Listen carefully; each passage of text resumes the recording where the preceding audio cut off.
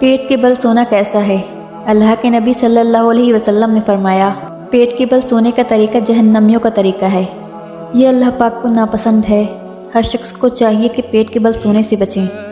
اگر آپ کو ویڈیو انفارمیٹیو لگی ہو تو لائک اور شیئر ضرور کریں۔ جھوٹ کی نحوست۔ حضرت عبداللہ بن عمر رضی اللہ تعالیٰ عنہ سے روایت ہے کہ رسول اللہ صلی اللہ علیہ وسلم نے فرمایا، جب کوئی شخص جھوٹ بولتا ہے تو جھوٹ کی بدبو کی وجہ سے رحمت کا فرشتہ اس سے 1 میل دور چلا جاتا ہے۔ اس لیے جھوٹ بولنے سے بچیں، ورنہ رحمت کا فرشتہ آپ سے بھی 1 میل دور چلا جائے گا۔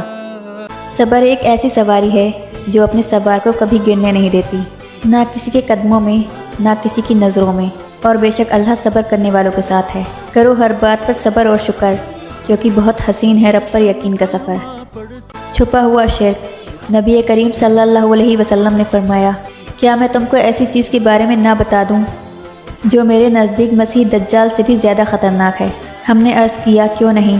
آپ صلی اللہ علیہ وسلم نے فرمایا، وہ پوشیدہ چھپا ہوا شرک یہ ہے کہ آدمی نماز پڑھنے کھڑا ہوتا ہے تو اپنی نماز کو خوبصورتی سے اس وجہ سے ادا کرتا ہے کہ کوئی بغل والا آدمی اسے دیکھ رہا ہے۔ ہر مسلمان بھائی بہن کو چاہیے کہ اس شرک سے بچیں اور اس ویڈیو کو زیادہ سے زیادہ شیئر کریں تاکہ باقی لوگوں کو بھی اس کا علم ہو جائے۔ پیدل چلنے کے حیرت انگیز فائدے۔ 3 منٹ چہل قدمی، بلڈ پریشر کنٹرول رہتا ہے۔ 5 منٹ چہل قدمی، موڈ میں خوشگوار تبدیلی آتی ہے۔ 5 سے 10 منٹ چہل قدمی، ذہنی صلاحیت اچھی ہوتی ہے۔ 15 منٹ کھانے کے بعد چہل قدمی، شوگر کنٹرول رہتا ہے۔ اور کھانے کے بعد 30 منٹ چہل قدمی، موٹاپے سے حفاظت ہوتی ہے۔ 40 منٹ چہل قدمی، دل کے امراض سے حفاظت ہوتی ہے۔ 90 منٹ چہل قدمی، مایوسی اور ڈپریشن سے حفاظت ہوتی ہے۔ اسلام کی کچھ خاص باتیں۔ کسی کو دکھ دینے والا کبھی خوش نہیں رہ سکتا۔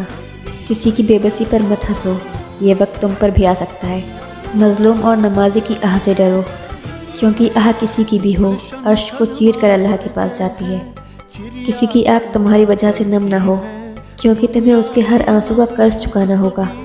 ظالموں کو معاف کرنا مظلوموں پر ظلم ہے۔ زبان درست ہو جائے تو دل بھی درست ہو جاتا ہے۔ اور اس دن پر آنسو بہاؤ جو دن تم نے بنا نیکی کے گزارے ہیں۔ اللہ پاک ہم سبھی لوگوں کو گناہوں سے بچائے اور نیکیاں کرنے کی توفیق عطا فرمائے، آمین۔ اپنا کام خود کریں۔